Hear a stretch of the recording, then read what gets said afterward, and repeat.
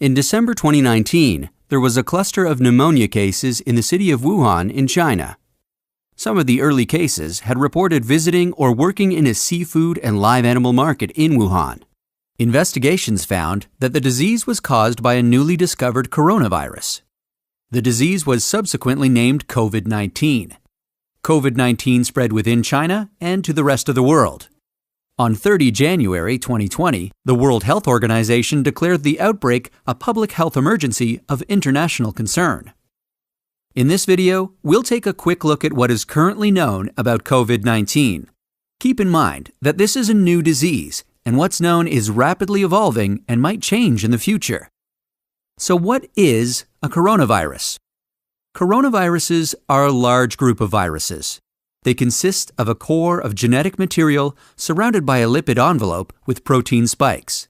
This gives it the appearance of a crown. Crown in Latin is called corona, and that's how these viruses get their name. There are different types of coronaviruses that cause illness in animals and humans. In humans, coronaviruses can cause respiratory infections ranging from the common cold to more severe diseases. These include the severe acute respiratory syndrome coronavirus, first identified in China in 2003, the Middle East respiratory syndrome coronavirus that was first identified in Saudi Arabia in 2012, and SARS-CoV-2, the name of the virus that causes COVID-19 that was first reported in December 2019. So, where did this new virus come from? It's known that coronaviruses circulate in a range of animals. Sometimes these viruses can make the jump from animals to humans. This is called a spillover and could be due to a range of factors, such as mutations in the virus or increased contact between humans and animals. For example, MERS-CoV is known to be transmitted from camels, and SARS-CoV from civet cats. The animal reservoir of the new coronavirus is not known yet. How does the disease spread? The disease can spread from person to person through droplets, when an infected person releases those droplets through coughing, talking, or sneezing, for example, when close to another person. It can also spread when infected droplets land on objects, and when another person touches them and then touches their eyes, nose, or mouth. What are the symptoms? The incubation period, which is the time taken from exposure to the virus and development of symptoms, is on average 5 to 6 days, but can range from 1 to 14 days. There can be a range of symptoms, from very mild to severe. Some people may not develop symptoms.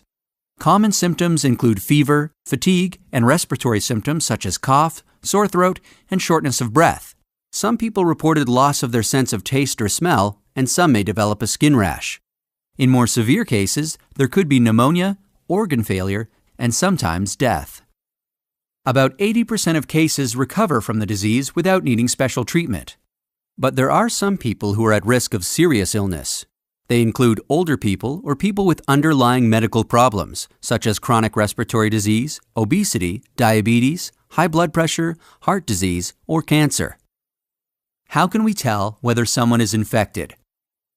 The infection is commonly diagnosed by a test called reverse transcriptase polymerase chain reaction, generally known as PCR. This test identifies the virus based on its genetic fingerprint. There's also a blood test that can check for antibodies against the virus, which may show that someone was infected in the past. How is it treated? The treatment for COVID-19 is mainly supportive care. Medicines against the virus are currently under investigation. How do we prevent transmission of the virus?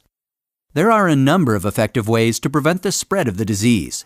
These include covering your mouth and nose when coughing or sneezing with a flexed elbow or tissue, and throwing the tissue in a closed bin immediately after use. Wash hands regularly with soap and water or an alcohol-based hand rub, maintaining at least 1 meter distance from people, and the appropriate use of masks and personal protective equipment, especially in health settings. It's important to stay home if you're feeling unwell and to call a hotline or your medical professional. But if you have a fever, cough, or difficulty breathing, seek medical care early and share your travel history or contact with someone unwell with your healthcare provider. In some areas, governments have implemented specific physical and social distancing measures to prevent the spread of the outbreak. It's important to follow their advice. Vaccines to prevent COVID-19 are currently under development, and scientists around the world are working hard to make this happen. That's a quick look at this emerging infectious disease. We're still learning about this virus every day, and what's known may change. So please, check the website below for the most up-to-date information.